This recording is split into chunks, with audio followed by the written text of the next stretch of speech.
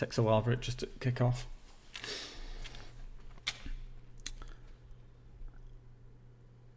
Okie dokie.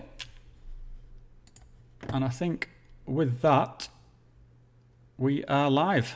So hopefully this is all working perfectly again. Again, there's many different components to this technical solution. So yeah, if there's anything strange going on, someone just pop it in the chat and tell me quickly.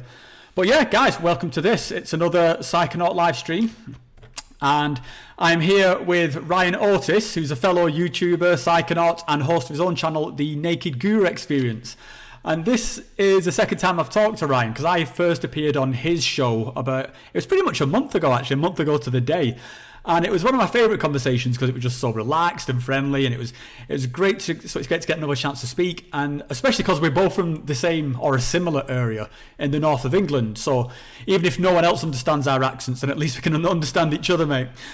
And since we got on so well last time for that discussion, I thought I'd try and spice things up a little bit for this one by having a kind of like an open topic, but something where we can offer different perspectives on and possibly disagreeing in some cases, but all done within the spirit of good-natured conversation. So hopefully this isn't going to turn into some sort of like major blood feud or anything. And at the start we agreed that what we're going to do is talk around some of the phrases that get thrown around within the psychedelic community and what we think these phrases mean. Have any of them become like cliches, like completely overused, or perhaps even completely misapplied? And I'm hoping that this is going to bear us some rather like juicy conversational fruit, because I know that Ryan has some very interesting insights around that linguistic side of things. And as for me, I'm just completely pedantic about being precise with language. So yeah, let's see where this takes us. And just for you guys at home, how this is going to play out is Ryan and I will kick things off to get the ball rolling with our conversation. And if you guys have any questions, then just post them in the live chat. And the second half, we'll try and work through as many of those as possible. So just shout out any words or phrases that you want us to unpack, or just ask any sort of questions in general. So hopefully that sounds good to everyone. Ryan, I mean, for anyone who isn't aware of who you are and what you do you want to give a quick introduction?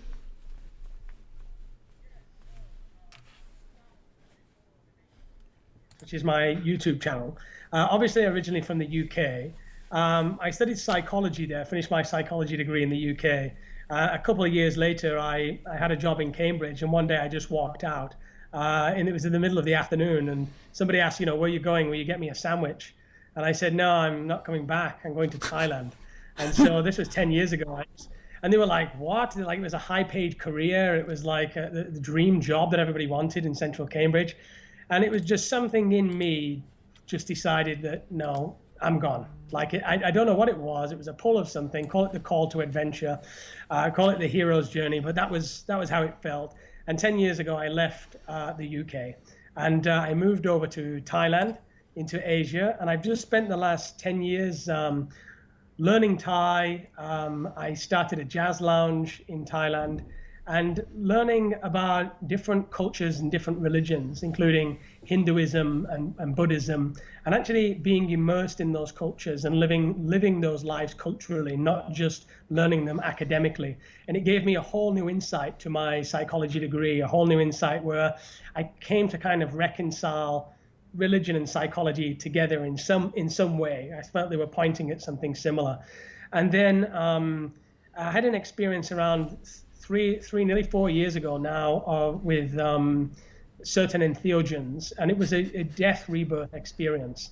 And all of a sudden everything became clear. Everything that I'd learned in psychology, everything I'd learned about these world religions, to me it seemed to fit into place, and I could find some correlation between them.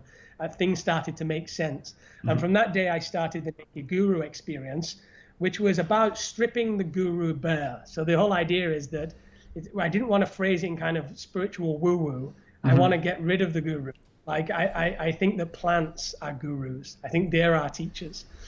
So I wanted to take the guru out of it. And so the whole thing around the Naked Guru Experience was interviewing scientists and spiritual leaders and reconciling their kind of viewpoints and their information that they've come up with over the years. So I've interviewed Rick Strassman, I've interviewed Rupert Sheldrake, Dennis McKenna, some Chris Bache, who wrote LSD in the Mind of the Universe, And then I've interviewed some more kind of spiritual side of people, Peter Russell. I've interviewed Paul Selig, the clairvoyant. And so I'm just really trying to, I've interviewed you, who is a forerunner of in the psychedelic community, mixing things up with your awesome channel. And so the channel's really just presenting that and just trying to have honest, authentic communication about what's going on here. Mm-hmm. Yeah, I mean, a perfect description, mate. And I think that's what I certainly like about your channel is, similar to sort of, my own position. I think we're trying to sort of, not necessarily just discredit things in a blanket way, but really sort of try and get into the meat of what's going on here and separate out the kind of, like I say, some of the woo-woo from what is kind of useful and what's practical. So yeah, I'm sort of big fan of what you do, mate, and like to think that we've become friends over these conversations that we've had. So in terms of this, what we're talking about today, there was, like I say, I think we'd like to do a deep dive into some of these phrases that get thrown around within the psychedelic community. And some of these are kind of like a bit of a bugbear for me, because like I said, I do get a bit sort of pedantic. I think some of these things get overused to the point where they cease to be practical. And in fact, and almost cease to be practical to the point where they do become, in themselves, a bit of woo. So I've got a list of phrases, and I thought, let's just dive in and just work through some of these. So the one that I'd wanted to sort of kick off with, which is one that gets thrown at me quite a bit, is materialist.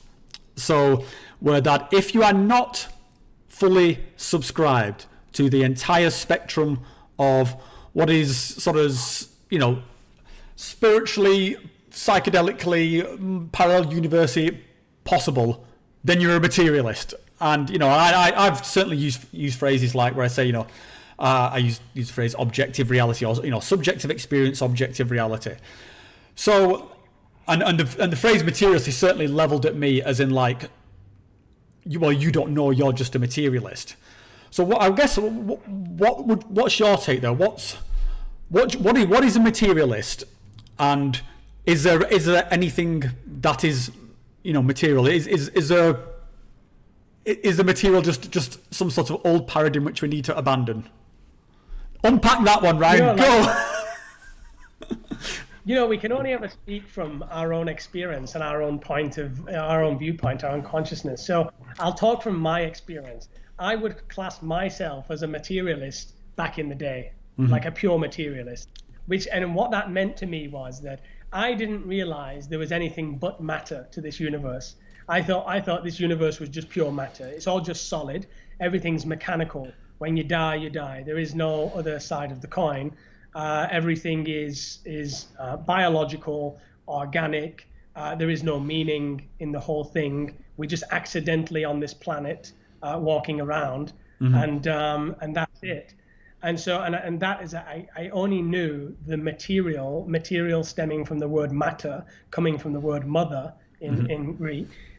This only solid structure to the universe. Only through then the use of entheogens was what we commonly call an awakening, which is probably another term on your list. But, it is. It is on the list. But you're awakening to, oh, wait, it's not all matter. There's something else going on here. And slowly we come to see that things don't just unfold in matter. Okay, this conversation, maybe this physicality in front of this desk and picking up these cups in matter, but behind it there's something which I refer to, I guess, as mind, as an opposite. And the evidence of that is the imagination. That doesn't unfold in matter. The dream, they don't unfold in matter. Psychedelic experiences often don't unfold in matter, yet they are, for me, objectively real because they can be measured scientifically. We can have the same results, person going to DMT land and coming back again. And for me, that's scientific. So for me, I don't always equate materialism and science, because I think there's science in non-materialism too, in mind. But that's the best way I can define the difference, matter and mind. Yeah, what about you? I think on that one, mate, I would completely agree. And I think it's part of what I sort of challenge back a lot within the psychedelic community is that there is a certain, and I think this is why materialist gets used as a kind of like an insult from the enlightened to to those of us on lower, further down the food chain.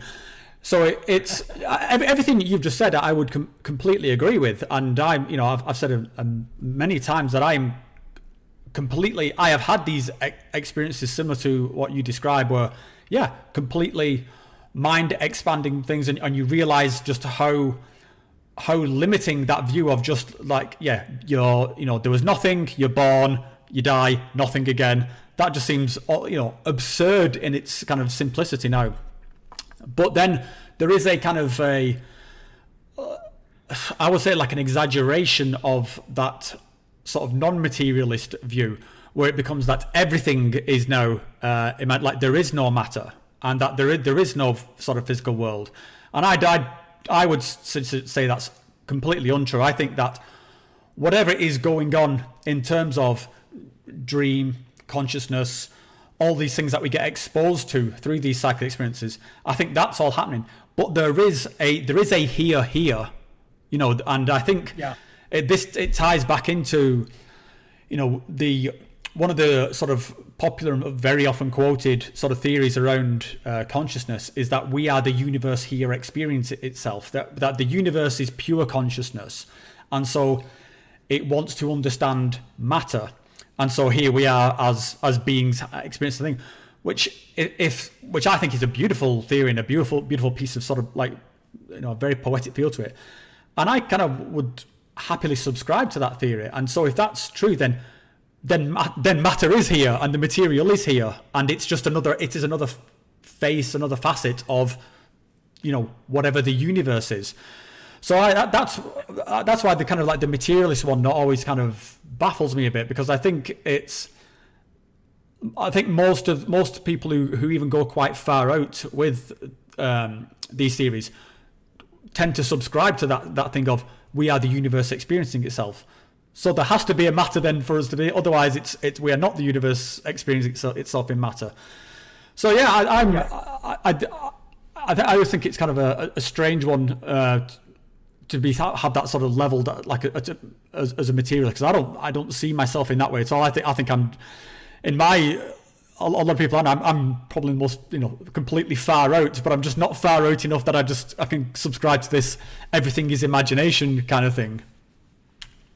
I think the context of which it's used is like a slander, though. You're a materialist. Yeah, exactly. I think it's not sophisticated, but to play devil's advocate to both of our points here, Einstein said there is no matter. He said what we understand as matter is energy and vibration. Mm-hmm. So that would be devil's advocate. He said that the whole idea of matter, throw it all out. It's all vibration and energy. Now, I mean, Einstein's been misquoted a lot, and anybody that looks that up will find that quote. I only remember it because I looked at it earlier today.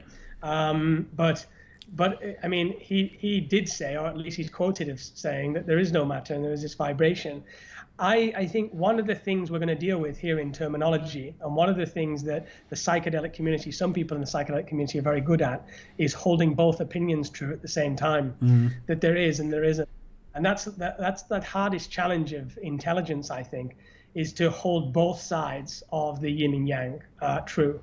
And it's very difficult. When we apply it to things like free will, it's very difficult. When we apply it to the idea of the universe experiencing itself, God, people in our community often get caught in God. Mm-hmm. They only stay there in God and they deny the human. And then there's people obviously trapped in the human and denying the God. But it's like being able to hold both true at the same time, that yes, you are God, but yes, you are human. And that's just something our brain, divided into the right and left hemisphere, doesn't seem equipped to be able to do as a kind of permanent kind of thing. We edge to one side or the other of a debate. Yeah. There wouldn't be a debate. Yeah, I've got a guy I talked to, a neuroscientist called James Cook. He's published now his theory on consciousness, and he has a quote which I really like about it, where it kind of ties in the free will idea, where it's are we the kind of the person in control who is dictating, how are we the author of our sort of destiny, or are we the thing that is sort of follows a pattern? And the phrase he uses is that we are both the juggler and the balls being juggled. So the juggler is sort of throwing the balls, but the balls are sort of following the pattern, and we are both, and it's unintuitive, but that's kind of how it is. I mean, another one I found quite interesting is Donald Hoffman. I don't know if you've heard of any of his stuff, but he's got a theory around sort of, I think he calls it user interface theory, that it's kind of it's similar to that, that this is, it's almost like similar to simulation theory, that this is all sort of like virtual, but it is, so it's that consciousness is the primary and matter is a product of consciousness, because it's the user interface that we need to see it. I won't go too far into that because I'll butcher it, and I'm still trying to wrap my head around it. But if we can move on to, as you correctly predicted, the second one on my list was awakening. So I mean, like my whole bugbear around the phrase of awakening is that I think it just completely misapplies what happens, because it gives a perception of it being a singular event, which I do not think it is. I think it's if anything, when we talk about awakening, and I think awakening or like enlightenment or consciousness expanding or whatever, I think they're all fairly interchangeable. But I don't see it as a singular flicking of the switch. I see it as a continuous process, which doesn't necessarily even have an end, in my opinion. But it does get thrown out there like it's some kind of like instantaneous like video game level up. And some people talk about even having like multiple awakenings, like each time you level up again. So what's your take on this? Is awakening an event or more of a process? I think it's an iterated process of birth and death in one body. Or that's how it has been for me, an iterated process of birth and death. But how I define death is not the physical death. It is the death of who you thought you were. Mm-hmm. So it's the death of the concept, which is rooted in language primarily, of who we think we are: you, me, him, her. The language allows for separation. The ego identity is built of this separation, which is rooted in language, and it's the recognition of the illusion of the ego identity. So the initial awakening is when you wake up and you realize, I'm not who I thought I was. And that doesn't even have to happen on psychedelics. If you look back to when you were a teenager now and you think, God, who was that guy? Like, I'm not that anymore. Well, if you're not that anymore and that was the teenager, then which one is real? Well, neither of them are. It's just you've awoken to the fact that you're not a teenager anymore.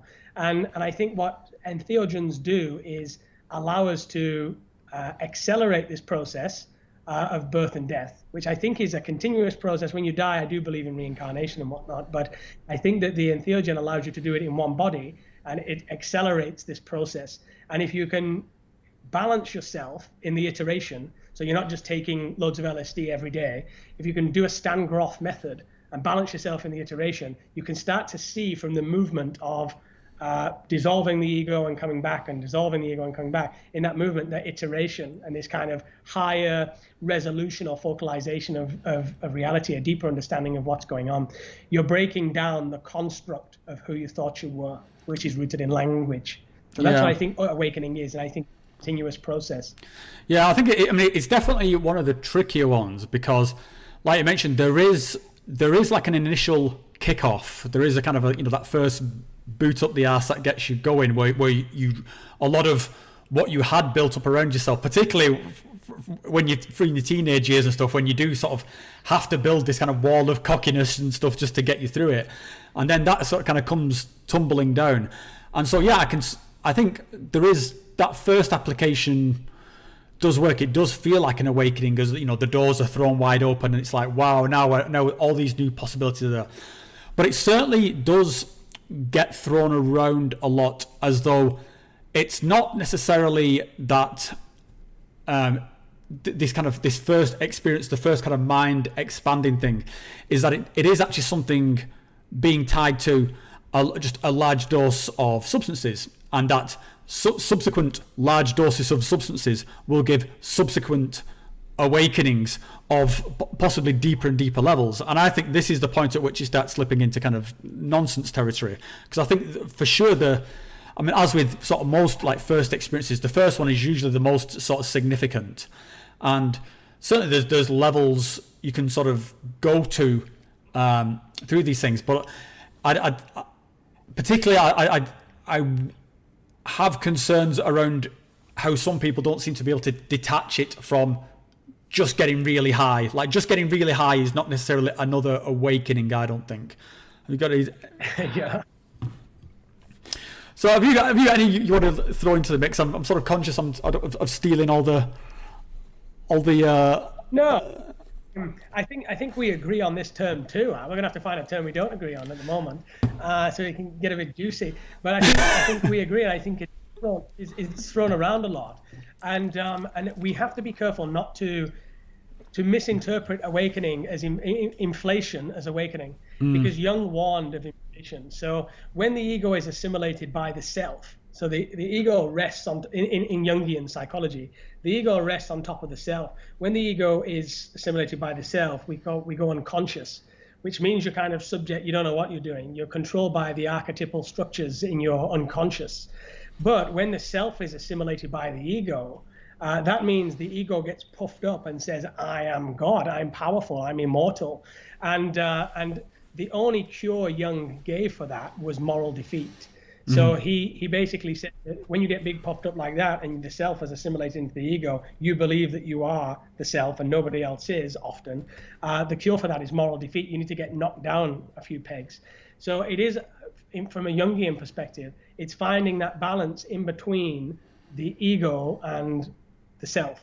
Jung's idea or concept of God was the collective unconscious. He referred to the collective unconscious as God.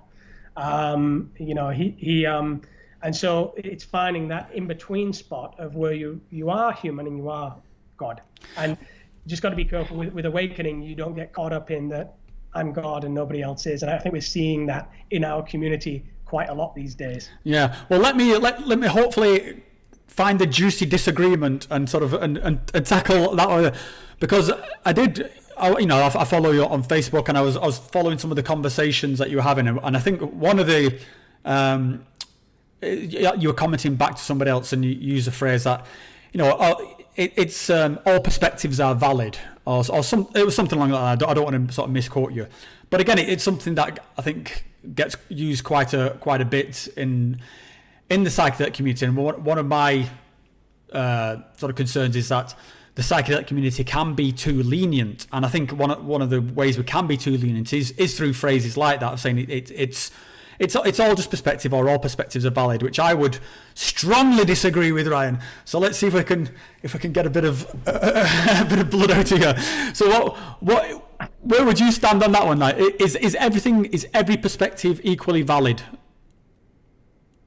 Well, I guess first I'd have to define what I meant by perspective, and so I'm not necessarily talking about an opinion. My opinion is this is better than that, because I think that's all just based again in language and ego.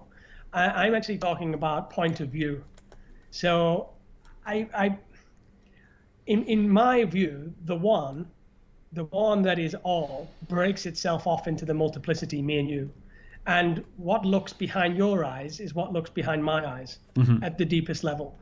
What's in between is the ego, and that is based in constructs and language. Once you kind of take that away, we realize our shared oneness.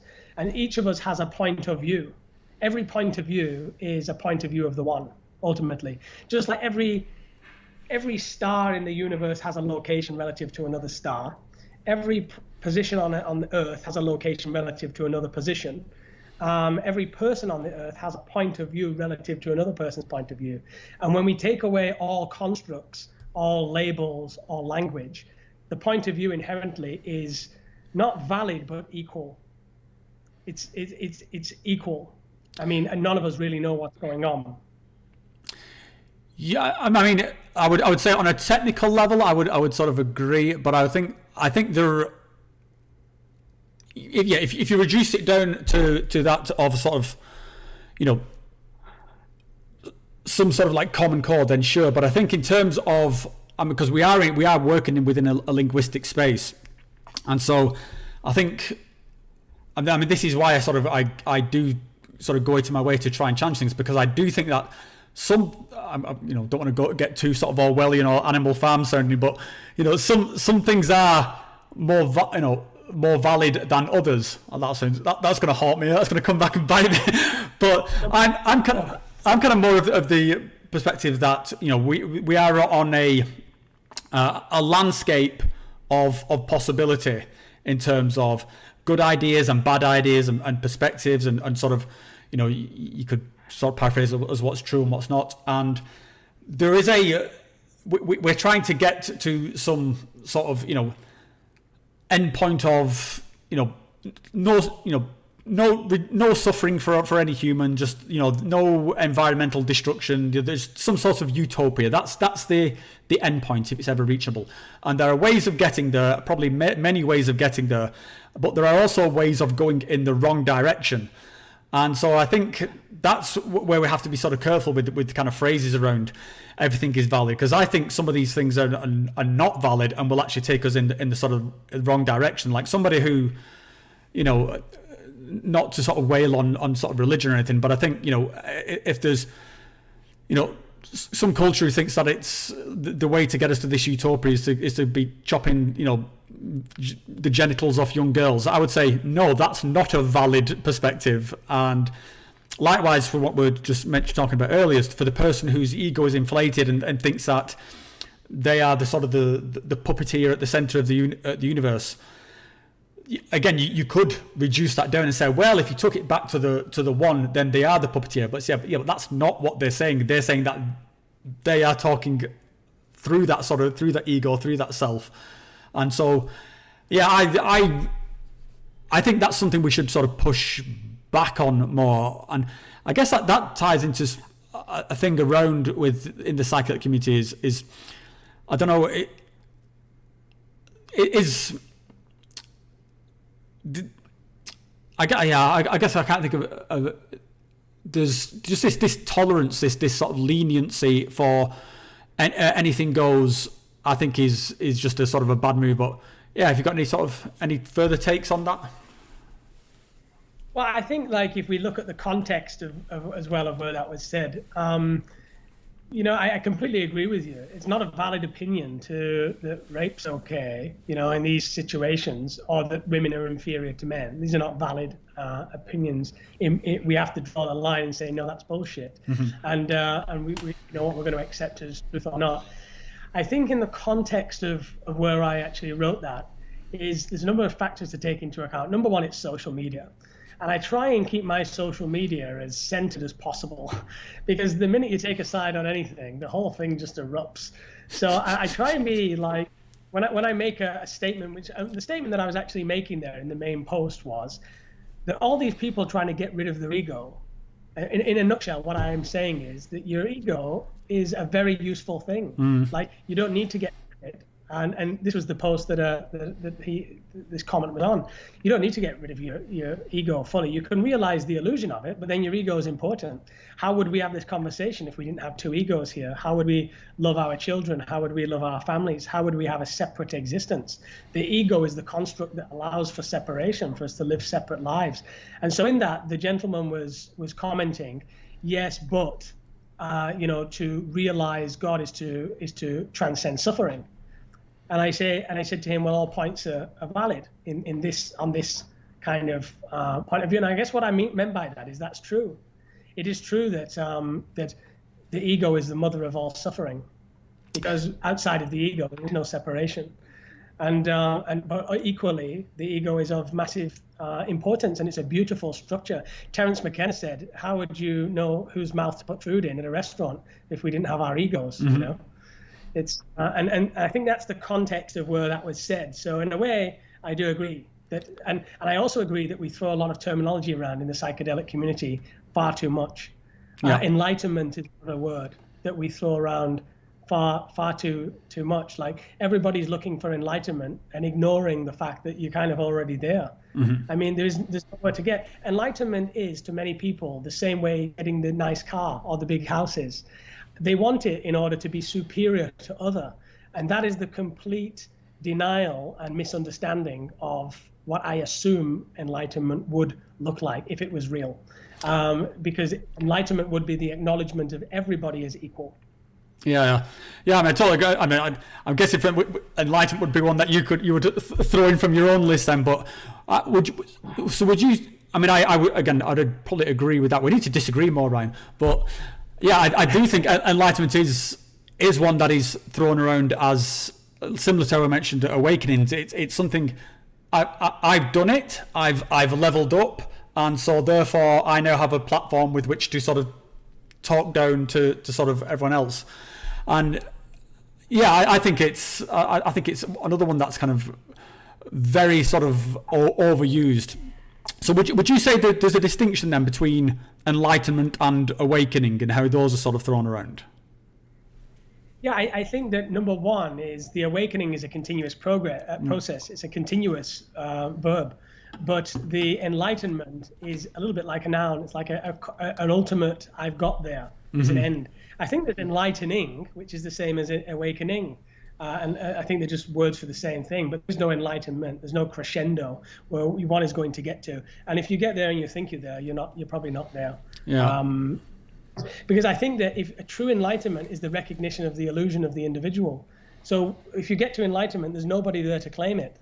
Because the identity is a complete separate, it's a construct. So the minute you get to enlightenment, there's nobody there to claim enlightenment. It's the realization of the illusion of the whole thing. Yeah, I tell you what, mate. If I do get to enlightenment, then I hope the last thing I'm doing is going on some internet forum and fucking trying to rub it in some guy's face, like just spending my entire life like I'm so enlightened. I mean, it's like when you see this appearing online, just thinking, Jesus Christ, have you got any self-awareness? Is this what you think? I think is this what you were working so hard towards? Like, blows my mind. Rob, of course. I'd like to ask you, have you ever felt, because there's been times for me in this process where I felt I've done it, I'm enlightened. And there's been times when I've gone through these phases of that and realized the error in my ways, and kind of being humbled. Has that ever happened with you, where you've had moments of, whoa? I don't think so, mate. I think I'm too much of a nutcase for it, because I've got too many voices in my head to sort of like to bring me down to earth. I've certainly had moments of feeling like I'd received, receiving the secrets of the universe, and sort of huge moments of sort of consciousness expanding, but never. I don't think I can't say I've ever had a thing where I thought I got there. I would say I'd had moments of temporary respite. Whereby I felt moments of supreme peace, where I like just burdens just completely lifted, the chatter in the back of my head just ceased, absolute bliss. But even in that moment, I knew this was a fleeting moment to be treasured. So yeah, I don't think I've had that experience of done it, like Super Mario's just jumped on the flag and it comes down like, yes, I've reached that point. So yeah, I think I've probably got too much shit to work through before I could convince myself that I'm too much of a skeptic, I think, maybe, to get there. But when you say you got there, how long did that sort of feeling last for? Well, I'll be honest, because with my channel as well, I'm very honest on the Naked Guru experience. I really try and tell it how it is. I like to put the spiritual points forward, and I'm all about helping people heal addiction. But I think we have a responsibility, if you're going to talk publicly about anything, to be completely authentic with our flaws as well. And there were moments in my journey, particularly about 2.5 years ago, where I thought I'd cottoned on to something that nobody else knew about. So it was with mushrooms, and I thought, I know something nobody else knows. And I realized through that, I became to, this went on for a few months. I came to look down on people in some way, like my partner. I used to say, well, she doesn't know what she's talking about. No, I've seen things that she can never understand. And I got the spiritual ego, the second manifestation of the ego, which I think when we break down our original of who we thought we were, we create a new who we think we are.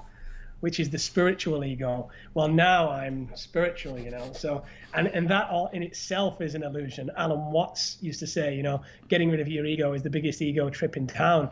That's another one. It's like a collective ego. It's a little bit like religion. Religion's a collective ego. We support Jesus, ergo we're going to heaven.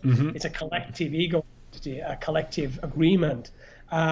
The trick, I think, is to transcend your original ego, to transcend the spiritual ego, and to transcend the collective agreements that we're a party to. Where you go with that, I don't know. It's a process of Carl Jung's individuation. You're off floating in space with a realization that our reality is only a collective agreement that's based in language. Yeah. It's only 20 pounds. As you say it's 20 pounds and I say it's 20 pounds. If we go to the tribe in the African jungle and try to buy a pig with it, they're going to laugh at us and say, well, what is that? Because they don't share our collective agreement to what reality is. And that goes for absolutely everything, including language. Chinese is a collective agreement of what sounds are we going to use for certain objects. So it starts to become apparent, not only are you not enlightened, it came apparent to me, not only am I not enlightened, I'm not, part of any particular group, and I'm not better than anybody, but I've got no fucking idea what's going on. I think probably a part of that, which has inadvertently worked in my favour, is I'm still a little bit cringy for no particular reason. And I'm not saying this as anything I'm particularly proud of, but I still cringe a little bit at the sort of spiritual label, even though I do think of myself as having gone down that spiritual path. I mean, I was dragged down that spiritual path by these experiences. I wasn't looking for it at all. And so I'm always kind of like taking the piss out of myself a bit for, like how absurd it is. We talked about this last time, as I think we were both, had similar backstories of being like hardcore atheists and sort of like just shouting down religion, and then this thing just happens to you and you're like, oh, okay.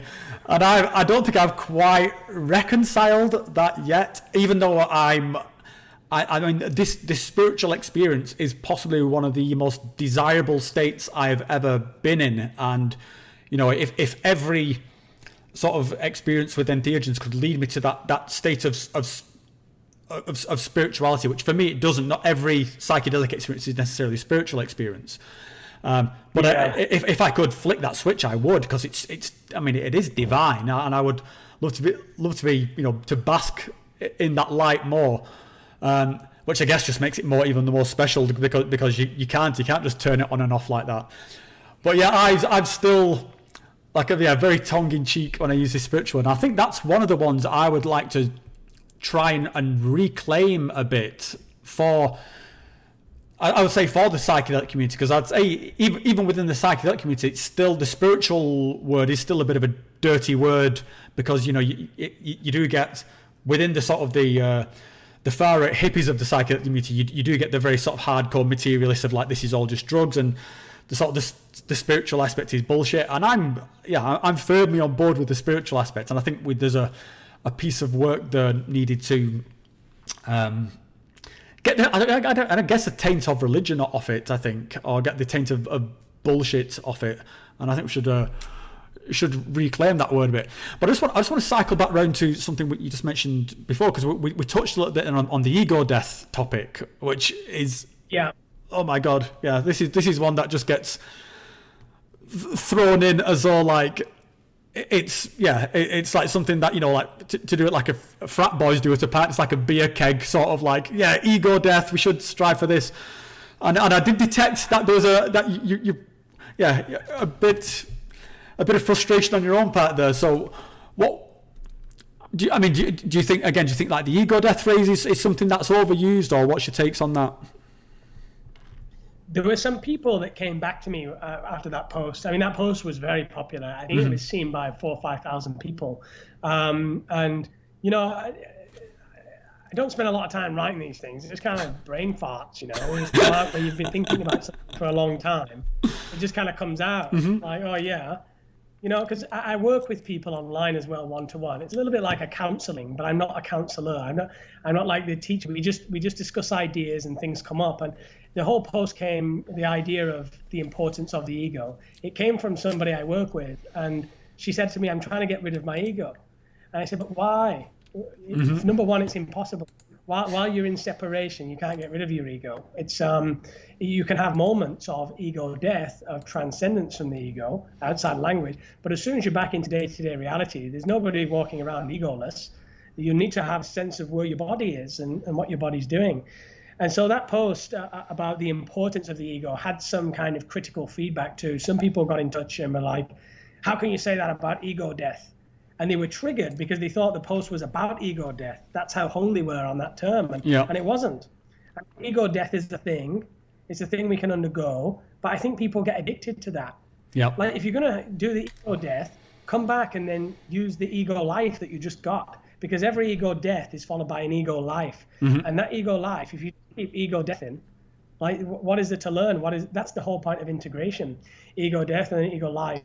And I know for me, certainly after very profound experiences, it can take months to reclimatize. Sometimes you think you can come back and just go again, but it can take months before that kind of information download becomes actually clear. And you're like, whoa, now I've sat with this for a while, keeping a nice, keep a diet, do what you need to do. Like I don't tell people what to do in their practice, but in my practice, diet's kind of key. I kind of stay away from coffee, alcohol, other things, and I allow that information to flow. And it's like a wave just coming for weeks and weeks and weeks. And some of the most profound information I get in my new ego life comes months after an ego death. And so I think that's the complacency we have with it. Yeah. My friend Mackenzie, she's got a really good phrase for that. Is that we shouldn't be so obsessed with ego death. We should be looking at ego strengthening. That's what we want to do. We want to, again, we could get into sort of the words about it, but ego balancing, ego strengthening. We need our ego to be stronger to be able to sort of contain this and not get sort of sucked into itself or get too drawn in. I really sort of like that phrase, but I think what you just said, I totally agree with. In that, I actually think the need that people have to jump straight back in to one of these like extreme sort of psychic experience, I think that's actually a point of failure. It's not a point of sort of strength. And certainly, it's a generalized thing, because sometimes there are times when it's useful, like if you're on a sort of a long-term retreat where you do sort of stack up these sort of sessions. But I think once you get past sort of whatever that sort of particular medicine session it was, whether it was like you do a weekend or a week or a month or whatever, then and you come out, you have the afterglow, and then you feel the afterglow dropping off, then the sort of thing is, I'll dive back in again. I think that's where a lot of people are making the mistake. I think what you just said is, you need to, that's the point actually, we need to stop and think and make yourself open and sort of receive the sort of the information that's coming through sans afterglow, because the afterglow, that's the high, that's the bit that's the kind of almost like the easy bit. Then it's sitting there and feeling good about yourself because you've had some sort of amazing experience. But when that comes off and sort of real life starts intruding again, I think that's where the sort of the challenges and where you get the most out of that information. Anyway, I think it's probably a good time now to have a quick check through some of these comments to see that a few things have been building up. So let's just have a quick flick through. So first of all, thanks to everyone who's commented, and I'll try and get through as many of these as possible. So there's a comment here from Chris Curtis, who's commented on the sort of the binary perception of things. You're either 100% this or 100% that, and I think this is possibly just so reflective of the state of the world we're in at the moment. Everything just seems to be so binary, and I think it ties into what we just said at the beginning about the enlightened materialist thing. Is like, is there not a bit in the middle somewhere? Is it you either have to completely believe in every single possibility or you believe in nothing? It's like there is something here, and obviously I think we see this reflected in all our sort of political arguments or anything regarding any kind of policy. So that's that one. And the magic of life is where matter and spirit meet. That's from Michael Winkler. I think that's a yeah, and it's I think that ties a lot into that sort of that thing of reclaiming the spiritual.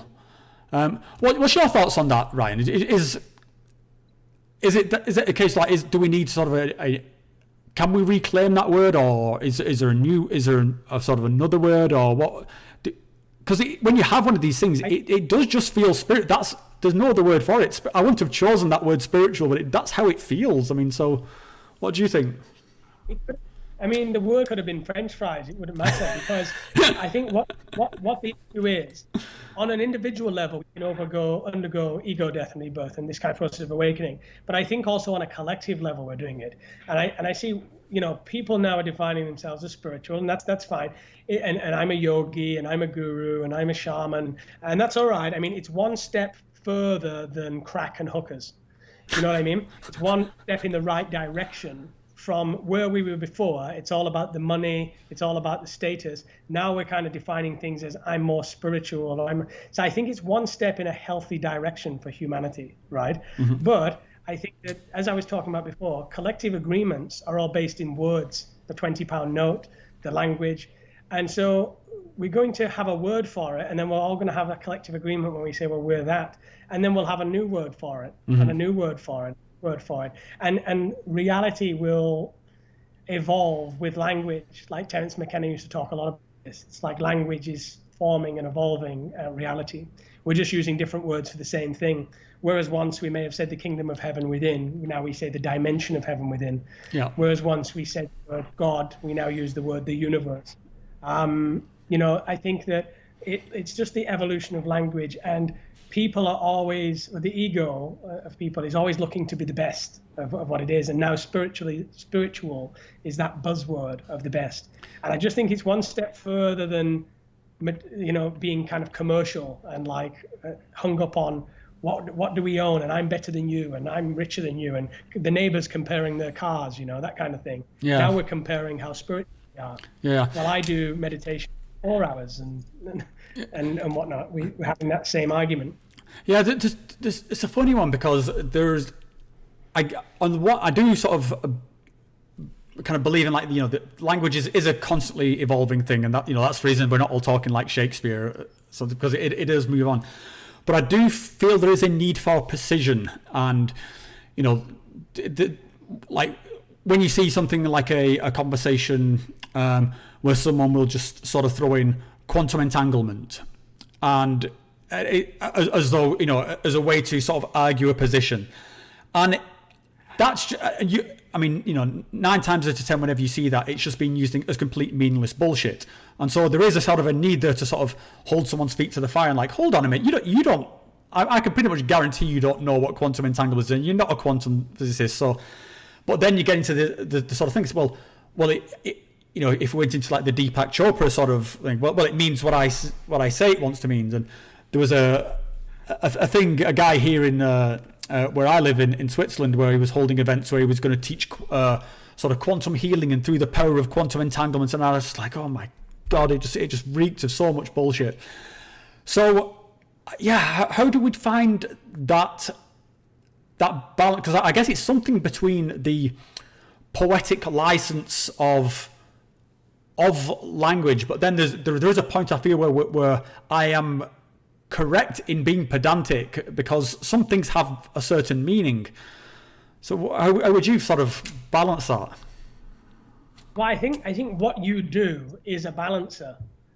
I think what you do with your channel and calling this out is a balancer. I think that's kind of like your role in this. Is it's not really my objective what I'm doing, but I can see in your channel, I think you're very courageous in what you're doing and pointing this shit out, because you're pointing it out, and obviously it's having an effect because people are subscribing to your channel and they're enjoying your content. And that's because those who are hungry, those who are thirsty will find the water.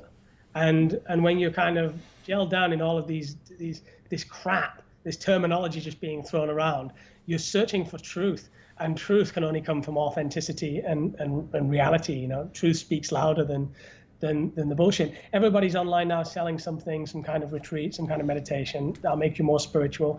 There's a whole commercial industry behind it, but people are seeing, I think the next stage is people seeing through this as well, the way they saw through the original commercialism, seeing through this. And that's an ongoing process. And through that, the terminology will redefine itself, because what we have in our mind now as spiritual is the yogi sitting up on the mountain, or, you know, going to a retreat, a silence vipassana for 2 weeks.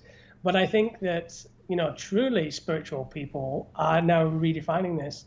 I will point to Sadhguru a little bit here, because I quite like that guy. But he drives around on his BMW motorbike, you know, and he does kind of normal stuff. And people are like, oh, he's driving on a motorbike, but he's the guru. Well, he's redefining what it is to be the guru, because the guru doesn't just sit there. And the guru is a state of mind. It's you, it's me, it's everything. It's what's looking out behind the eyes. We're all the guru. And so you can't contextualize it and put it as just the yogi that dresses in the orange robes. We're going to redefine slowly what spirituality is and what it isn't, through showing its kind of dirty underbelly, you know, and coming to realize the kind of sinister nature of it, and the pretentious nature of it. Yeah, and I think it's, I always enjoy seeing people cut through that, the aesthetic of what a guru sort of should be. And I you know, I think the perfect example of this was someone like sort of Terence McKenna, who, you know, just on the surface was this kind of weird, shrill, sort of, you know, weird, scratchy voice, but just, yeah, I mean, you know, it seems to be, most people would agree, some sort of psychonaut genius. I certainly would, but completely doesn't fit, the usual sort of guru thing. And I think he'd probably even resist that label of being a guru. There's a comment here from Chill Canuck. Can we not be enlightened in batches, stages, work on one thing to perceive the next? And this, I did have this one on my list, because I think this ties into the concept of spiral dynamics, which is sort of another one that gets thrown around a lot with the quantum entanglement, where it actually means something, but it gets used as a kind of like someone trying to do a bit of a mic drop. So I don't know what your position is on the spiral dynamics thing. I've mentioned it in one of my videos previously, and I think people might have misunderstood my position on it, because I was a little bit mocking of it. I'm not mocking of spiral dynamics as a concept. I'm just mocking of the way that people use it. I think people just misapply it.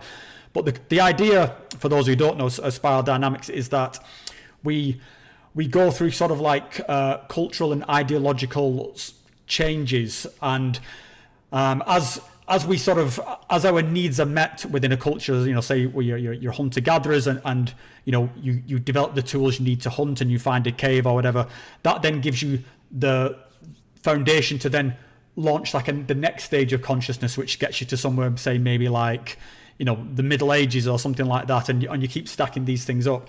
And I'm completely fine with that. That makes complete sense to me. Again, I think it gets misused as sort of people then will use it. That's my doorbell. People use it to sort of like say, well, I'm at this level and I'm talking down to you at this level. So I just want to be clear that I'm fine with the concept of spiral dynamics, but I think people who just throw it into conversation are usually knobheads. But have you got any sort of thoughts around that, Ryan? Like that sort of conceptual framework of spiral dynamics? It's when it gets hijacked from the ego again. Yeah. You know, I'm further in the spiral than you are. It's just that same old thing, you know.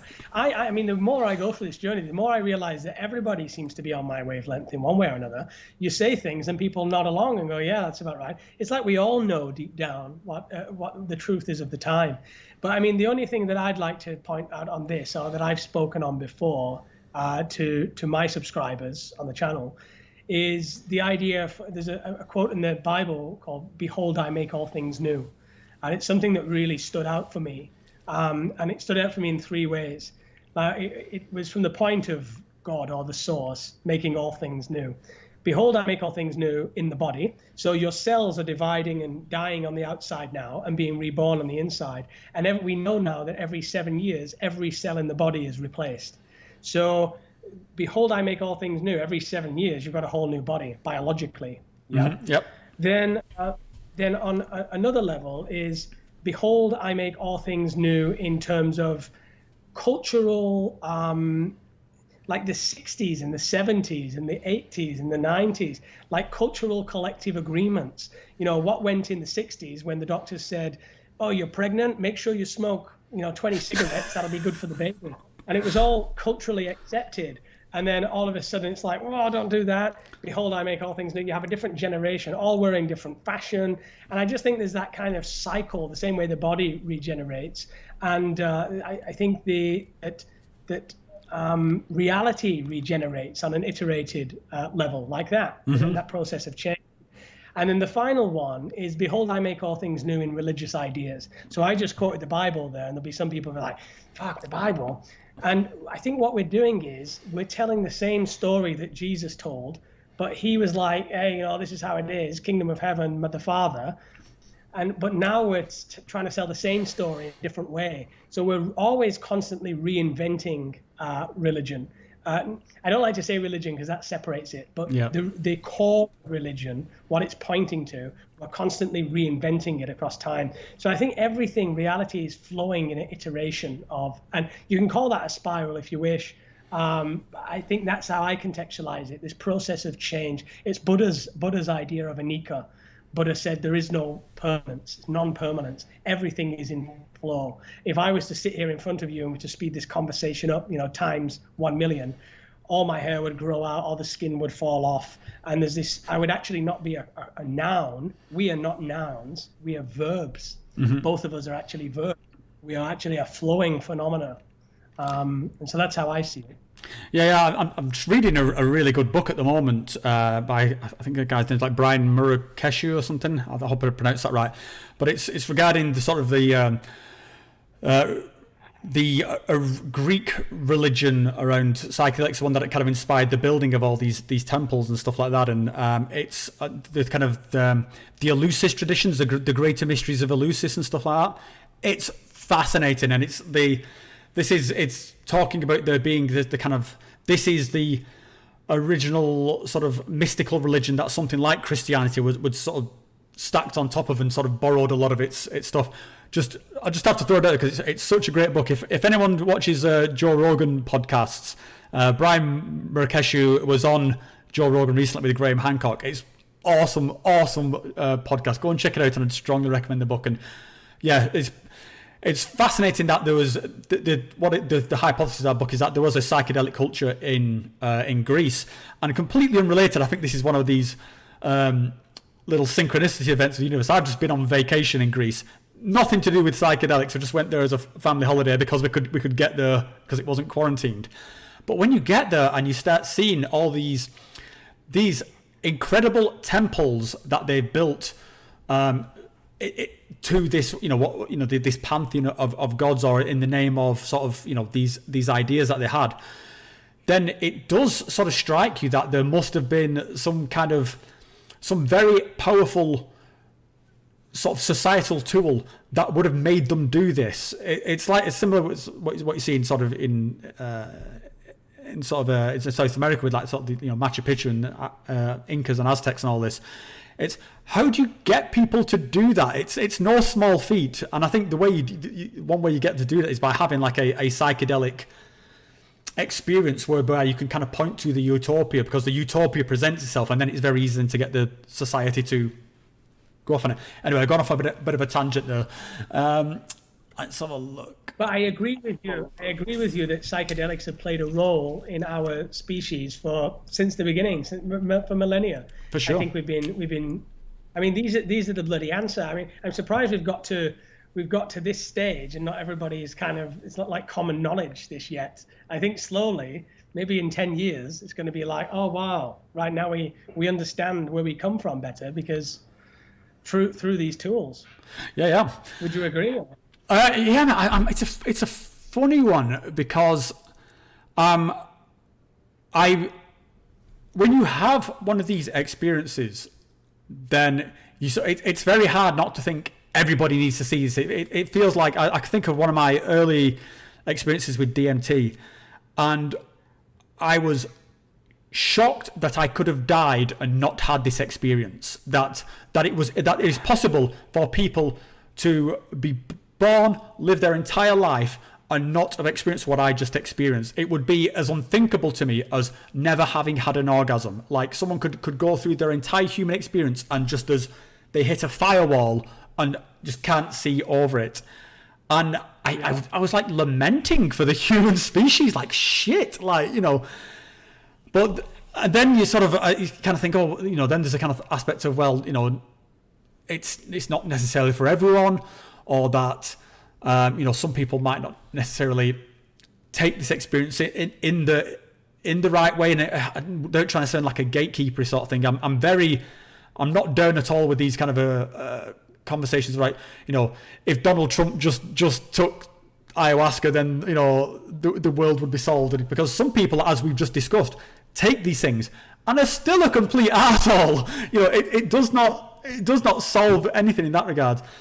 But still, I think what it's our duty as a culture, which I think this is where I found this book about Greece so interesting, is that they had this kind of ceremony at this place called Eleusis, and it was something you built up to your entire life, and that at some point you partake in the greater mysteries. And it was like a 7-day ritual, and on the last day after you walk this like 20-mile walk to this thing, and you're doing all this kind of preparation, you have a mentor who gets you, and then you drink of this portion, and the mysteries are revealed to you, and the culture and society is built around that, so that when you come back and you're like, fuck, and they're like, yeah, we know, no, you know, no, we're all going in the same direction.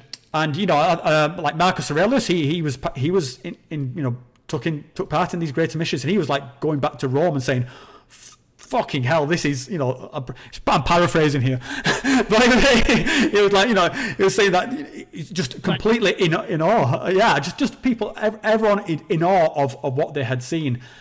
And I think that's something where I think people look, I do lean more towards that everyone needs to experience it, because it does, or it can give you this vision of pure something utopian, something it like in the just the best possible outcome of our species and this planet and this universe. And I think once you've seen that, it gives you something to aim towards. And so that you know, well, okay, well, this is where we want to get to. So it's clearly not that, it's this way. And I think it ties nicely into another one of your posts I saw where you'd invested in Virgin Galactic, because you believe in that future of space travel being the sort of, you know, the future of our species and developing these technologies. And I completely agree with it. I thought it was a very bold thing that you did, to sort of put your money where your mouth is there. And that's, I think it's part of this, is that you don't necessarily need psychedelics to get you that. You know, I don't think, as far as I'm aware, Elon Musk not taking psychedelics. But I think for those who don't necessarily have that vision, and perhaps, you know, things are feeling hopeless and you feel like a species is just some parasitic virus, you can have that kick up the arse and see the utopia and think, okay, that's where we need to go. And I think that's why we should somehow get this back into the culture, which we are doing. And so I would hope to see something similar to that, see this kind of like this path to Eleusis back there, where it's something that we get kind of indoctrinated in the same way that we kind of get indoctrinated in going for our first beer. You know, it's something we build up for, you know, for years and years, this moment when you can go and stand at the bar in England and order your first pint, and I'll have a pint of lager and a packet of crisps, mate, because I'm old enough now. And I think that's where we should get to, that kind of thing with psychedelics. So a quick look through the comments here. From there's a comment there from Minty. Rob, I sincerely hope you have the God trip sometime. You'll be able to make some amazing videos about it. Yeah, just to be clear, I have had the God. I have had a trip where I've been in communion with what felt like God. I've certainly had those conversations, but not that. I would say that's a different thing to the enlightenment that we were sort of talking about before. That's different to feeling like I've crossed the finish line and come back like, yay, I'm done. This is good. But I take it you've had the kind of like the God experience then, Ryan, or sort of that feeling of communion, or? I think, like, yeah, well, of course. I mean, of course, from the central perspective of oneness, I think many of the listeners will have had this. I'm sure you've had it. I think that one of one of the key things we can try and do is to bring that back into form, Like now I practice looking at everybody that way. Even, part of my practice is to look at everybody in a way that they are also expressions of the universe, which is true. I mean, they exist in the universe and they're a body like I am. And that really allowed me to see things quite differently. When I missed my flight the other day, I've been trying to get home to my son in Thailand for 9 months. I've not seen my little boy. And everything was all organized, and last minute the documents were late to get to, and I was stood at the airport. In fact, if you check out my channel, you can actually see the vlog of it. And in that moment, I'm like, all these people are running around after me. And of course it was disappointing and heart-aching inside. But then I'm looking around and thinking, this is God running around, like all after me, trying to organize these flights and apologizing to me. I mean, they tried their best, the lab results were late and whatnot. And it really helped me just like, oh yeah, I don't have to allow this to kind of make my reality any worse. It's all just for me, God helping God. Ram Dass used to say, we're all walking each other home. And that's my practice. It's probably my only practice. I don't have a meditation practice or a yoga practice. I just practice seeing God in everyone that I'm looking at in the immediate, whether it's at the cashier, whether it's in the supermarket, wherever it is. It's like, I'm just thinking about our shared oneness. And there, I don't think you can really go wrong. Even if someone's a real ass to you, I have some people on my channel that can be really just obtuse. And I just think, they're just dealing with their stuff, and there's a bit of projection there, and maybe they're right in some of it, but that's just God talking to God at the end of the day. It doesn't matter in infinity. I'll have to take some lessons from you, Ryan. I'm going to have to come over and stay with you in town. You can teach me a thing or two there, because I am just a nightmare for just disappearing at my up my own ass with oh God, these fucking people. I'm gonna comment here from my friend Amanita Dreamer, and she said I forget my words. Entheogen use is more dominant in the male of our species, and males tend towards goal-oriented behaviour. Perhaps males are looking for and then obsessing on the goal of ego death and less experience. So yeah, I think my sort of take on that. I think I'm not sure from my own experience whether it is. I'd say the retreats and stuff that I've been on, I've been more or less like 50-50 split.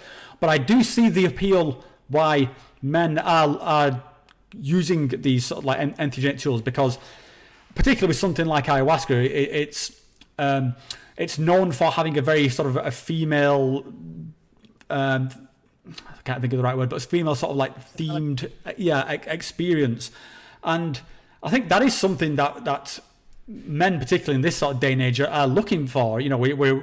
Our society is very sort of like, kind of like, there's a lot of like macho bullshit, and we're sort of, it is, we are like forced into certain roles, and it's, perhaps sort of frowned upon to open up about certain experiences, like what you're going through, whether, if it's just the difficulty of being alive. It's like, well, fucking man up, just be a man. So I think that's possibly a reason why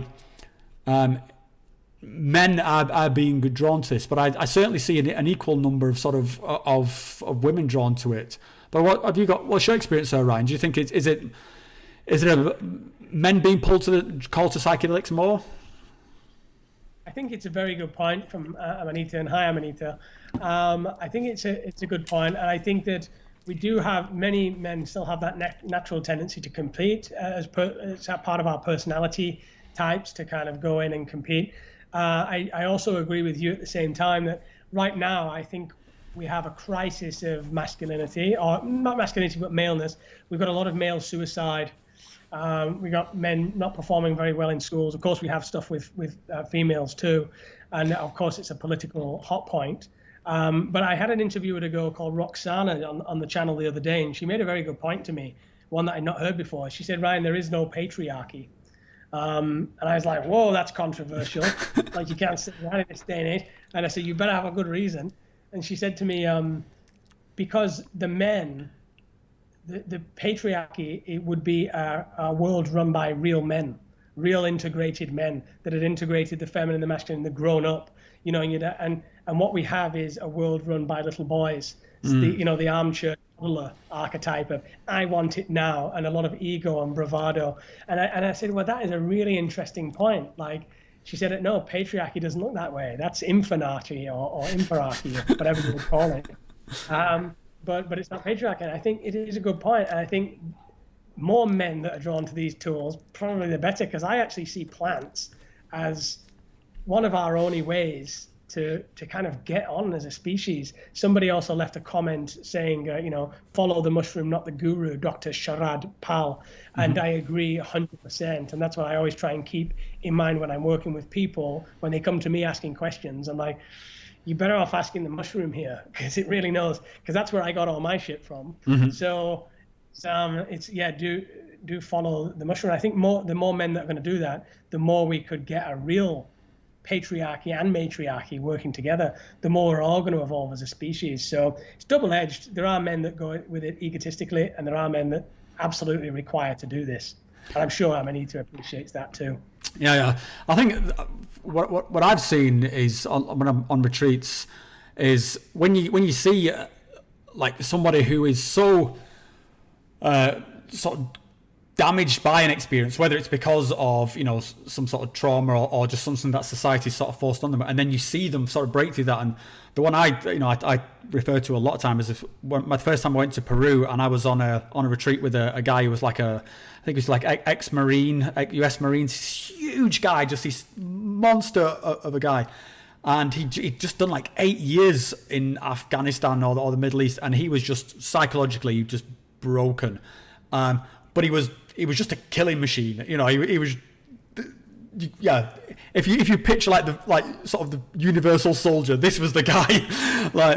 And then on the first night he drank this ayahuasca, and he just burst out laughing, and he'd been so somber and so aloof until that moment, and then he just had this kind of this breakthrough experience, and just completely reconnected with this sort of humanity, and that it just kind of equalized the sort of the playing field, and he was no longer this kind of hulking sort of, like say, you could say hulking figure of masculinity, but really in terms of what you just said, it was actually a kind of a psychologically small figure, but it was a very intimidating, a small figure with a lot of power. I'm guessing that's what makes people like that seem so scary, because they are physically intimidating, but they're very sort of like psychologically sort of limited. And then when those sort of floodgates were burst open, he was just the nicest guy. He was such a great guy. I'm a little bit conscious of time, and I know that one of the topics that you wanted to sort of for us to touch on was around the sort of the Brian Rose, David Icke conversation topic that I raised in one of my recent videos. So what was it you wanted to cover on that one? Well, I just think this is a really important topic at the moment. I think it's just really topical, and I had some of my subscribers reach out to me based on this what we touched on. I mean, you ran the videos and you kind of called out Brian Rose, and I think you're absolutely on point. And I just thought, because many of the people watching wouldn't have seen that video, I thought we'd just kind of hatch over that again, of what it is you were calling out and why it's important at the moment. Yeah, sure. So I think it was pretty much everything that we discussed here. And when I do sort of call out somebody like that, I'm often doing it just because they're presenting a very good example, and so it's useful. They're already providing the kind of something I can use as a demonstration point. So how I perceived it was that Brian Rose had sort of dipped his toe into, Brian Rose being the host of a channel called London Real. I don't know how. Yeah, it's kind of popular-ish. I think it's a bit of a discount Joe Rogan sort of channel, but Brian Rose sort of dipped into the psychedelic community, went and did some of these ayahuasca experiences, and then and all credit to him, made a very sort of eye-opening documentary about his experience, whereby he seemed to completely miss the point and seemed to suffer from this ego inflation that we talked about. And was very open about how he started neglecting his family and sort of like was missing out on his kid's birthday. He was sort of, completely open about it. I'm not saying anything sort of controversial here, it's all in his own documentary. And yeah, so it just seemed to, like I say, the perfect example of someone who went through the experience, thought that was it, and then just kind of had this kind of runaway ego inflation.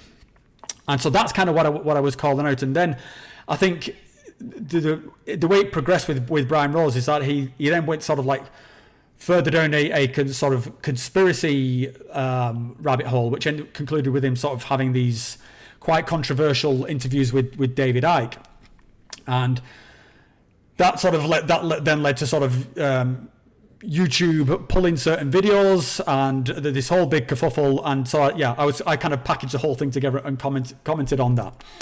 And now then there's a kind of further layer on top is that now. So I initially got some pushback on that video saying, who are you to talk about this? Brian Rose is you to say that the guy's ego's been inflated and blah blah blah.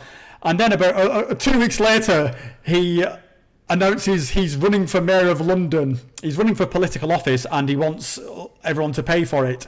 And this is after he's already raised some sort of huge amounts of money for some other projects which he didn't deliver on.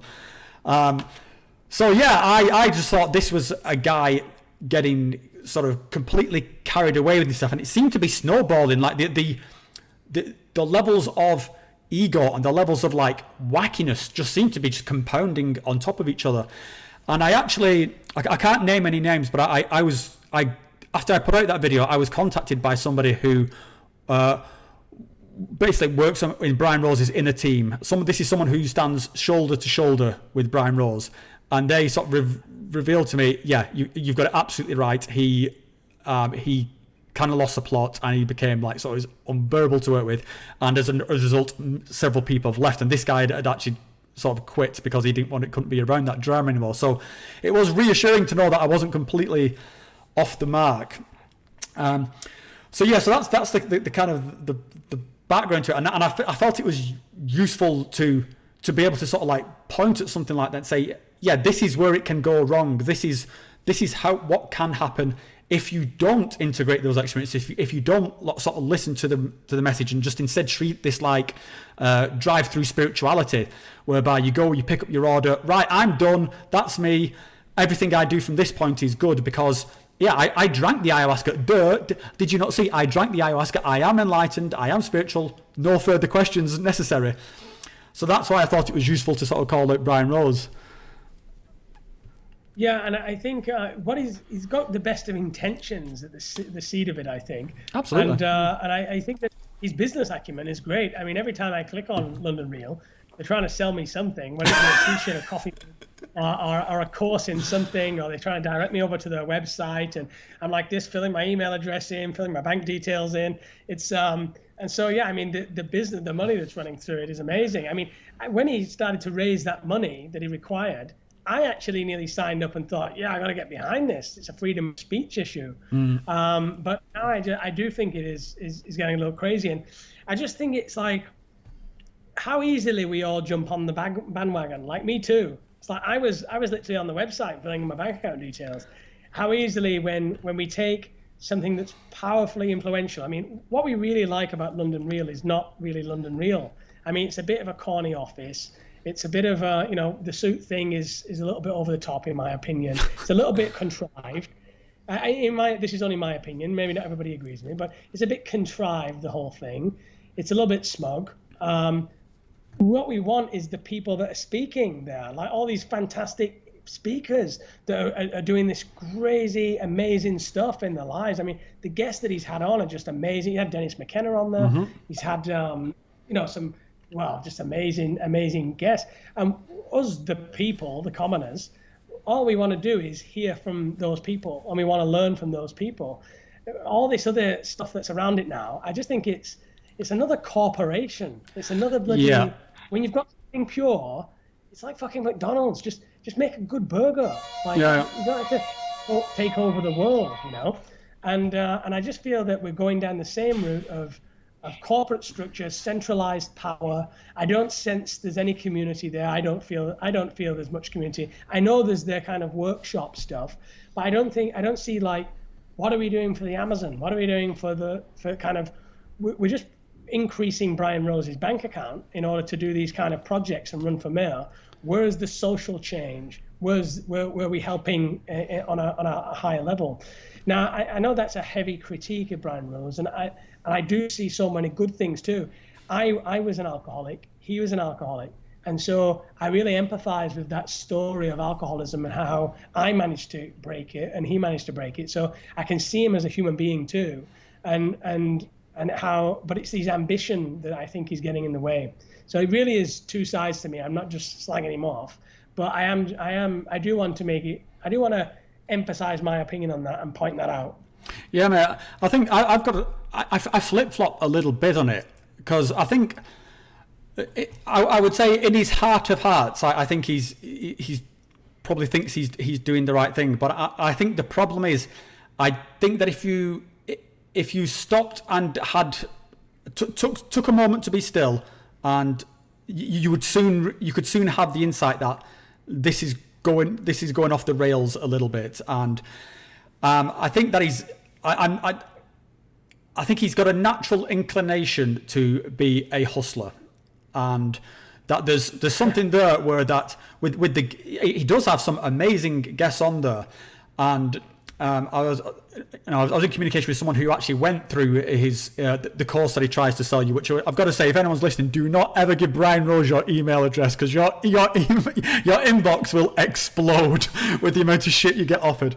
But yeah, this person was saying that the academy side of things, this is basically on a par with like Trump University. He's saying this was just complete bullshit. You're basically just told to make multiple Facebook accounts and spam your own stuff and build up your social media presence. And so it's not really about sort of creating good content stuff. But anyway, that's kind of by the by. But I think what Brian Rose is actually doing is just very good at tapping into sort of certain communities. Like he tapped into the fitness community, tapped into the psychedelic community, and now with the David Icke thing, tapping into the conspiracy community and pressing the right buttons within those communities to sort of like to make the noise and provoke the reaction. I don't actually think the guy's adds a lot to his interviews. I don't think he doesn't seem to get particularly the best out of his guests in the way that I think someone like, even like sort of Joe Rogan does, which is why I kind of refer to him as a bit of a discount sort of Joe Rogan. He's trying to do it. But I think, and I think there's actually the thing here, particularly around David Icke, and I will, I'm fairly clear in that I think David Icke is, I don't give him a lot of credit for the conclusions that he draws, but I will give David Icke a lot of credit in that I think he's 100% sincere. I think David Icke absolutely believes what David Icke says, and I don't think he's saying bullshit or something. I don't think Brian Rose necessarily believes what David Icke thinks. I think Brian Rose is hustling David Icke. And now that we see Brian Rose running for political office, what the fuck is he going to do with this David Icke hot potato? No, I think, for all the support that Brian Rose did to sort of raise that money, now that he's got a different idea, that is the David Icke conversation is completely incompatible with Brian Rose running for Mayor of London. So I will imagine that for all those, all the people who are into the conspiracy theories and that who think Brian Rose is some sort of champion for you, I would say just keep your eye on this. I think Brian Rose is going to drop that. It will stop being, he's got the money out of you, he's got the noise, he's got the publicity, he's got your money. That's gone. Now he's a politician.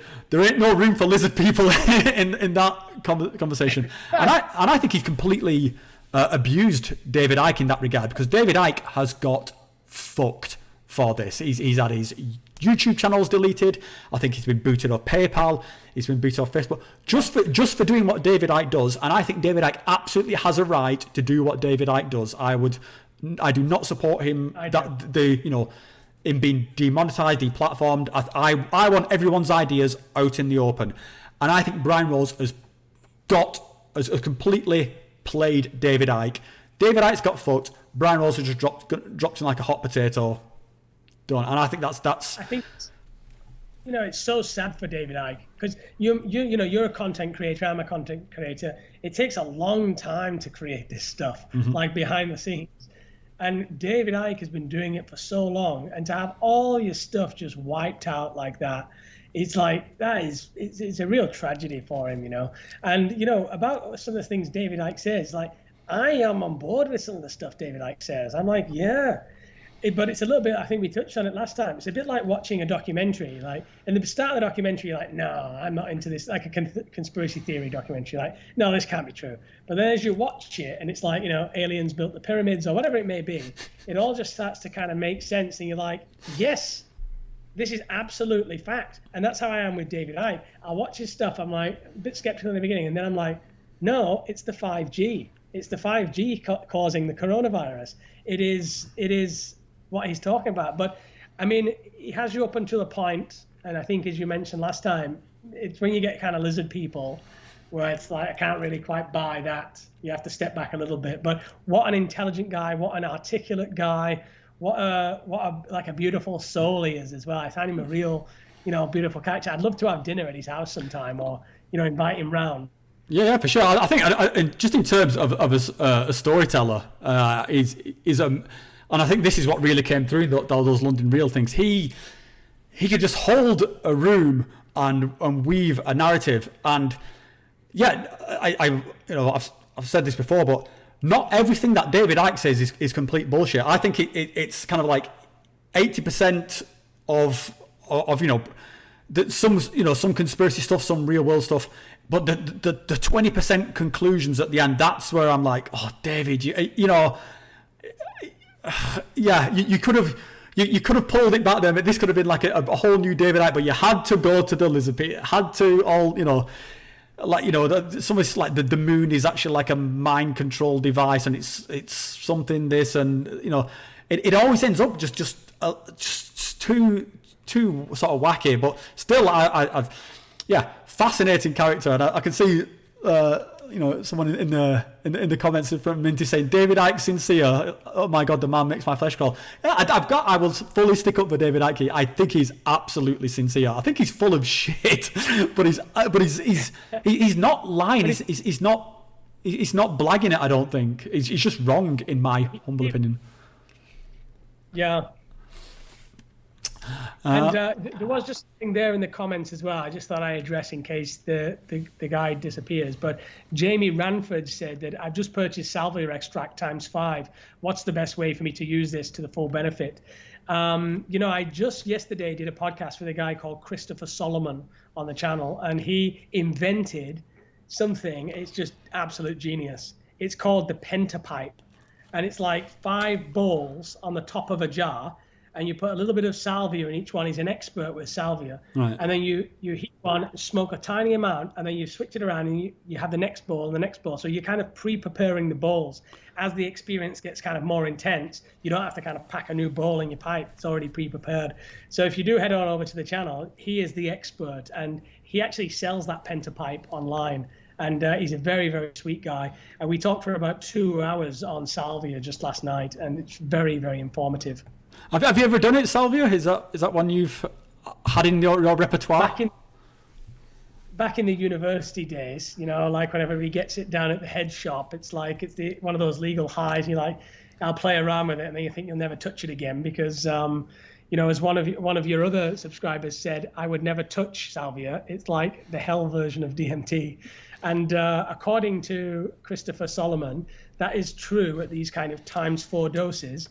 But his method and the amounts that he's using, he has found a way to stabilize and actually communicate with entities on salvia. So he has kind of a level system, and he goes into it very slowly in iterations, and then he's able to communicate with these entities. I mean, the guy is the expert, so I would check that out. Mm-hmm. There's a good comment here. I can see where it's from Athlon 240. Do you ever feel conflicted utilizing entheogens for pleasure? So I guess this, this is a debate of sort of, recreational use versus kind of, spiritual pursuits. What's your take there? Is there should we be allowed just to sort of kick back and have like an awesome time, or should everything be with this kind of intention of broadening our minds? My view is a little bit like what Terence McKenna said. The government is not there to, the kind, loving government is not there to protect you. Everybody should have the freedom to do what the hell they want with their consciousness, and that's what I believe. If you want to use it for fun, use it for fun. If you want to use it for sex, use it for sex. If you want to use it for spirituality, do as you will. It's your consciousness, it's your life. We're free, sovereign beings, and everybody should have access to their own consciousness. I think the teachers will teach you anyway which way is right. I mean, if you play around with it, it shouldn't be regulated by me or man or government. The teachers will show you. I mean, again, I don't want to bring it back to salvia again, but what Chris said yesterday is that if you hit 4 or 10 times salvia, she'll give you a good slapping. And as we've seen on the YouTube videos of people that hit salvia like that, because he said you have to approach her with a deep respect and a very gradual, slow motion. So I think that the plants will teach you good. And we know that with DMT too. You can get blocked, and you can get a good hyper slap if you're a naughty boy or girl.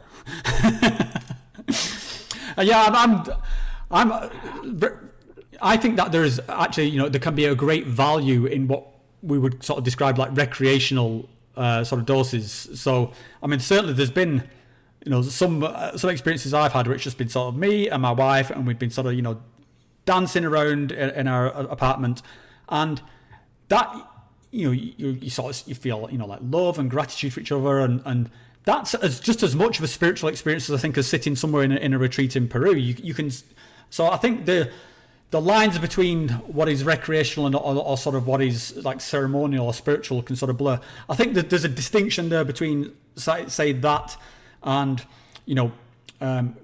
just going sort of taking it into like a nightclub or something like that, which I certainly did my fair share of in my sort of younger days, and usually with pretty disastrous results. So I think I think the main thing is just always it's this set and setting thing. I think it can be recreational as long as it's within a set and a controlled sort of safe set and setting. But I cannot get my head around at all people who would go and do like sort of huge amounts of LSD or mushrooms in a nightclub or something like that. I think that's just a recipe for death, but maybe that's just me being too much of a pussy. I don't know. Okay. I certainly got. If they do enough, they won't do it again. Well, yeah.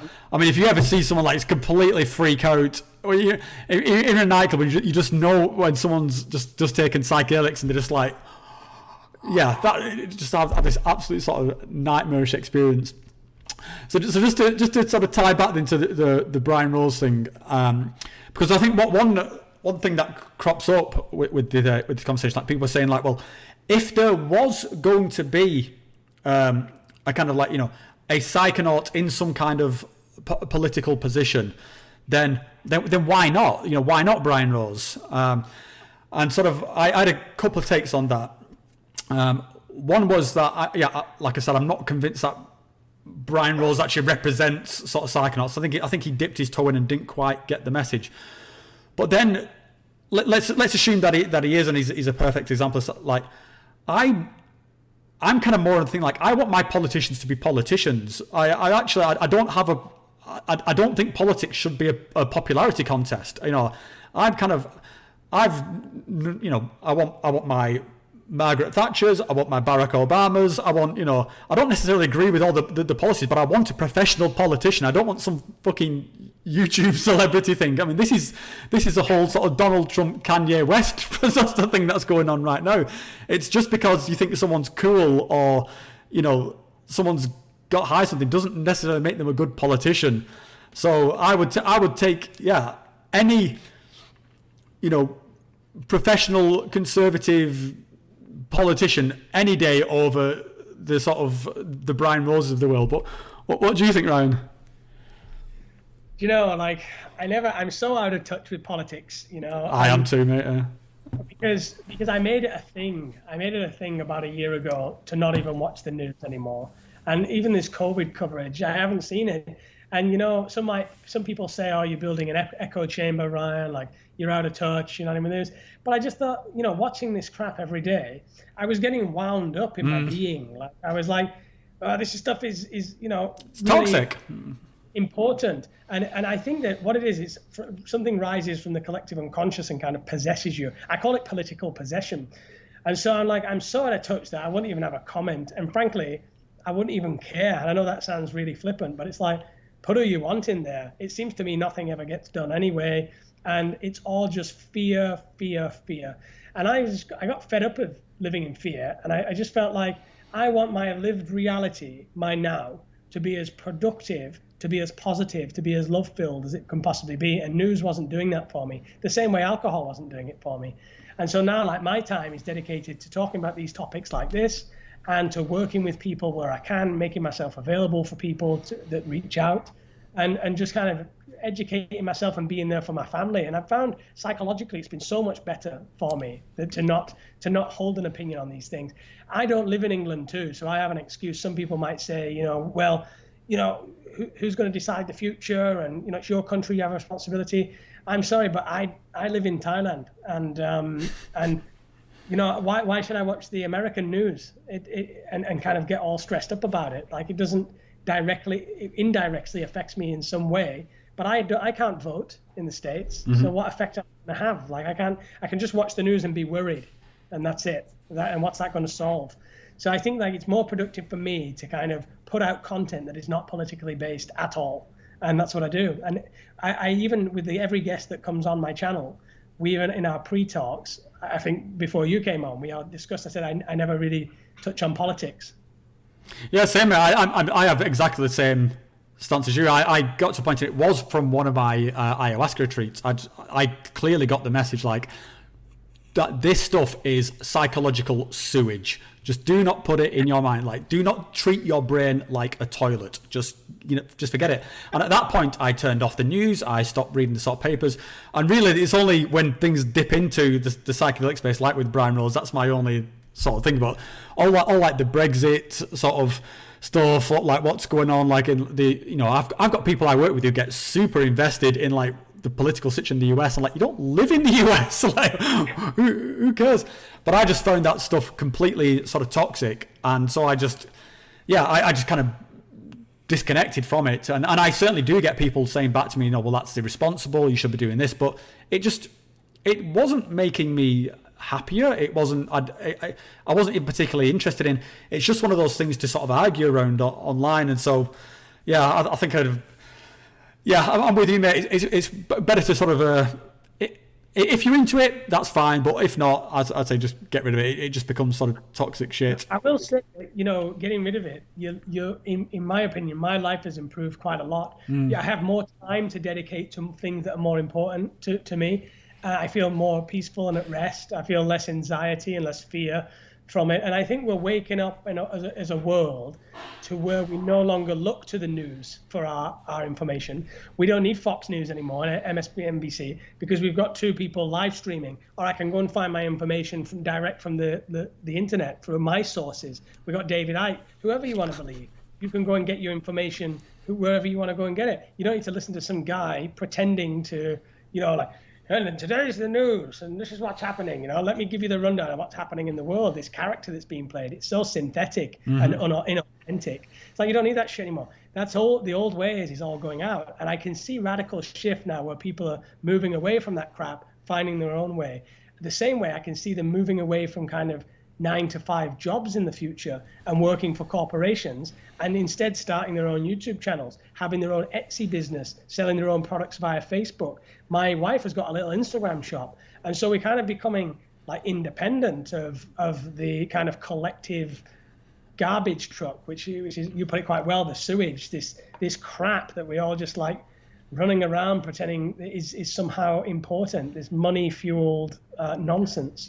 Yeah, it's yeah. And as soon as you do that, I think what I've certainly noticed is that it becomes the absurdity of it becomes very apparent. Whereas before I recognized that I would have been sucked into that. Like I would have been like, oh my God, this is something to get angry about. And then when you kind of when you go cold turkey on it, you're thinking, does anybody believe this? This is so stupid. Some of these narratives that get trying to push you, and you recognize the bias as well that they're like heaping on top of it. So yeah, I think it's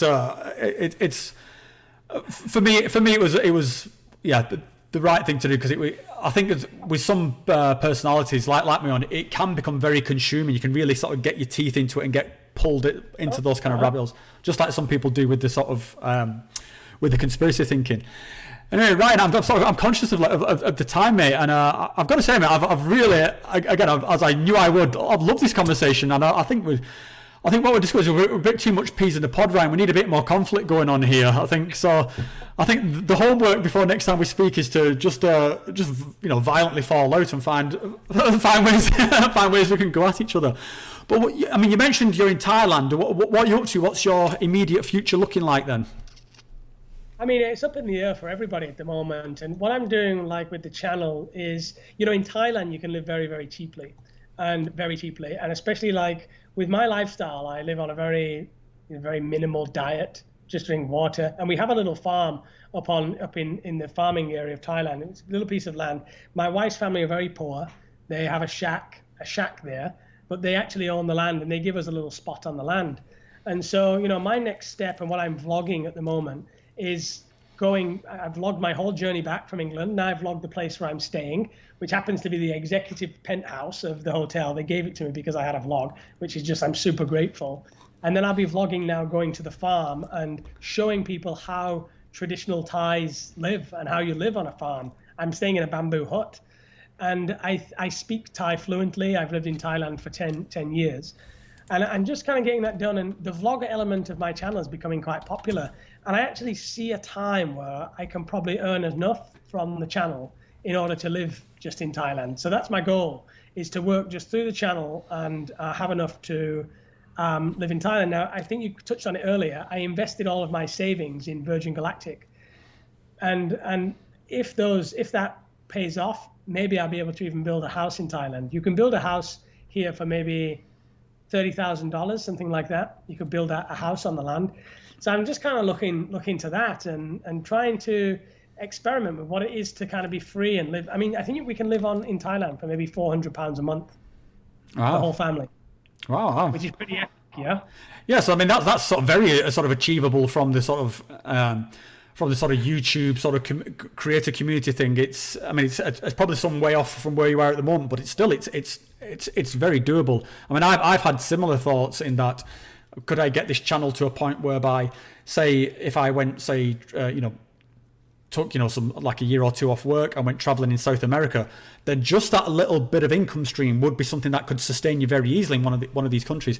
I do just want to come back. I saw someone post it in the comments because it did sound like when you were talking about your diet, it sounded like you're talking about like you live off just water. And I think just to clarify to Thought Art, what he said was that he has a very basic diet and water, not just, so he's not. You're not one of these Eartharians who are receiving prana from the universe, are you, Ryan? You're not. That would be awesome, though. I'd be like, yeah. And I'll just stick this in at the end of the podcast. All I've had is water for the past year. Like that would be. But I live like, and this is in my channel as well. I show you. I've been eating the same dish every day for like 2 or 3 years. It's been a long time, and it's just basically rice, vegetables, chicken. I can't have sugar, I can't have milk. It's quite a little bit boring, but it's very cheap because I make a big pot of it and then I eat the same thing every day. And so yeah, I mean, living on that on £400, I am going to be showing on my channel how all my spending goes too. Where do I spend the £400? We have a well that we pump the water out of. We grow the rice on the farm. We have pigs, chickens, buffalo, and cows. And so I'm going to show the breakdown. Our electricity bill for the whole farm is £20 a month. It's a whole different way of living, guys. And I'm going to try and capture all this way of living from the farm. I'm going to be very honest. I'm very honest about how much I've invested. And I'm honest about the breakdown. If I can't make it at £400, you'll know about it. I'll be honest, because I really want to inspire people to travel and to move, because in Asia, man, like things are cheap.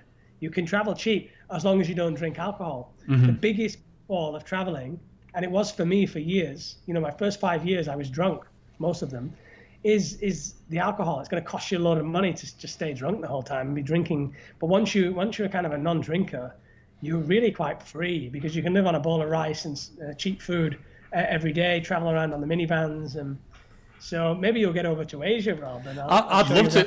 I'd absolutely love to, mate. It's always been on my cards, sort of like head sort of that far. So yeah, mate, if you're over there, and then you might just get a knock on the door one day, and I'll come and eat some of your bland mushroom rice chicken tin tomato combination. Which I've got to say, mate, yeah, hats off to you for being able to do that for so long. So yeah, mate, I mean, like I say, mate, I've absolutely loved this conversation. I hope we can do it again, make it sort of a regular feature, because I think just from the sort of conversation, just catching up with you and catching your ideas on different things, I think this has been great. And I can see from the comments, I think most people have enjoyed this. So yeah, mate, for anyone who's watching who doesn't already, go and check out Ryan's channel. I've been following his journey of trying to get back to Thailand, and also the sort of story of his own sort of awakening experience. So yeah, go and check that out. And yeah, mate, I hope we can sort of catch up again sometime soon, because I think this is it's just great to be able to have like a normalist conversation with just a sort of a fellow traveler, really. Yeah, and I think this is one of the reasons that I reached out, because the feedback from our last video on my channel, some of the subscribers had got in touch with me and just said, maybe it's because we're both from the UK or whatnot, but they just said they enjoyed the discussion. And that hasn't happened before in any of the other people that I interviewed, and now it's kind of getting on for a lot of people. And so I just thought maybe it is good to talk about contemporary issues, modern issues, and I would like to do it again and through a whole different framework and touch some other areas. So, and of course, we're going to keep in touch behind the scenes as well, because I do think that our channels have got a lot in common. And I think we represent what we're trying to do in the community is just be honest and open of who we really are.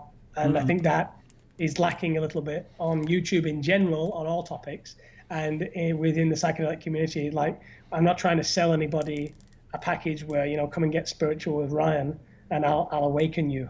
Yeah. It's see my flaws, see my my authenticity, see the bad points, see when shit goes wrong. This is me living a spiritual life. Yeah, what I like about conversations like this is that it's you don't necessarily have the same kind of preconceived ideas around how it's going to play out. And this is one reason why I've kind of stayed away from reaching out to some of the sort of like the key figures. And I'm not sort of certainly not wailing on anybody who does, because I know you've just spoken to guys like Dennis McKenna, but I've kind of chosen not to go down that route, because simply for the reason I don't think I've got anything necessarily to say to him that's not been said already. I think that this is nothing against Dennis McKenna. I love Dennis McKenna and all these kind of figures who laid the groundwork for guys like you and me, but I've not got an angle there. And whereas sort of when I'm with the people I talk to, there's something where I was like, I want to talk to this guy. It's not just, I don't just want to tick that box and get it on my sort of YouTube resume or whatever. Not saying that's what you did.